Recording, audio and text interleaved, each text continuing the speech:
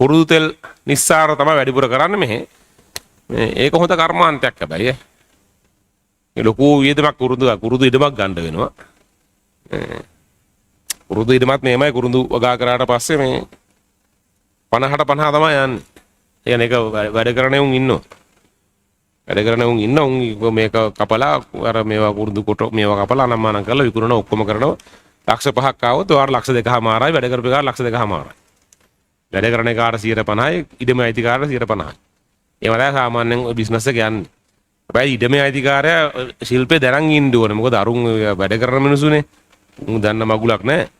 ඒතර උන් කපන විදිහට කුරුඳු කපාගෙන ආවොත් එම ලොකු ලැබෙන ආදායමෙන් 20ක් 30ක් අඩු වෙනවා.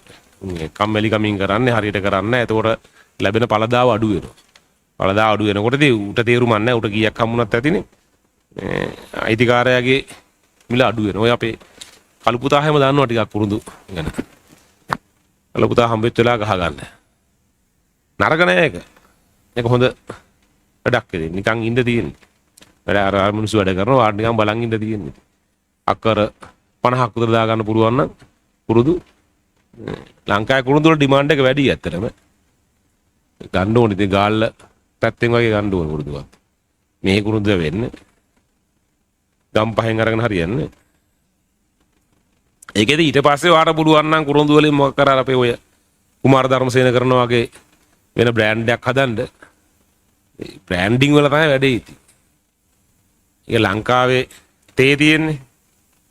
ලංකාවේ තේ මේ මාරයි කියලා කියනවනේ. මට අපි විකුණන ගානට වඩා සෑහෙන ගාණක් හම්බ කර ගන්නවා ඒ බ්‍රෑන්ඩ්ස් වල අයිතිකාර. මට මතක නැහැ බ්‍රෑන්ඩ් එකේ නම. මොකක් හරි රට මතකත් නැහැ. ඒකේ ඇඩ් එකක් ෂූට් කරනවා ලංකාවට ඇවිල්ලා. චයිනීස් හරි මොකක් හරි එකක්.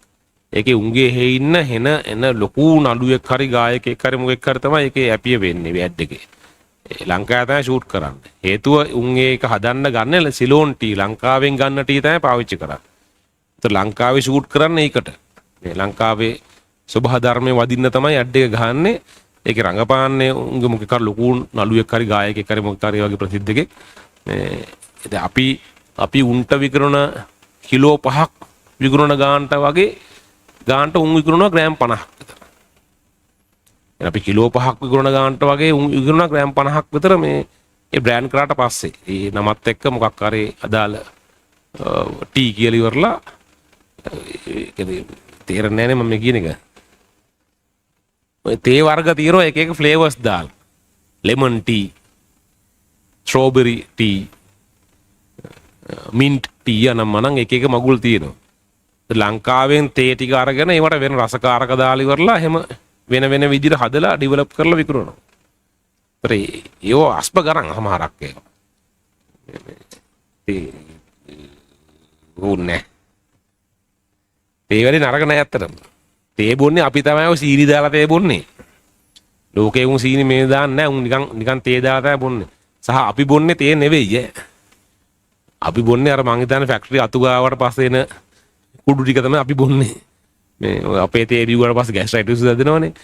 මේ සාමාන්‍ය හොඳ තේ වර්ගයක් බිව්වම මේ කියන්නේ සීනි නැතුව බොන්න පුළුවන්. මේ කියන්නේ වෙන රහක් තියෙන්නේ. සහයිත ඒක සීනි ඕනේ නැහැ අතන මේක වෙන පාන වර්ගයක් ඒක වෙන බීමක්.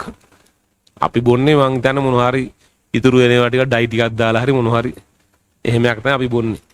අපි බොන එක නෙවෙයි සිලෝන් ටී කියන්නේත් අපි බොන එක නෙවෙයි. අපි බොනේ පල්ලෙහාම ක්වොලිටි එකේ තේ එකක් අපි බොන්නේ. ලංකාවේ තේ මාරයි කියලා අහලා ඇතිනේ. ඒ මාරයි කියන අපි ඔය උදේ හවස බොන තේ එක නෙවෙයි. ඒකේ රහයි අරගේ රහයි අහසට පොළොවක්.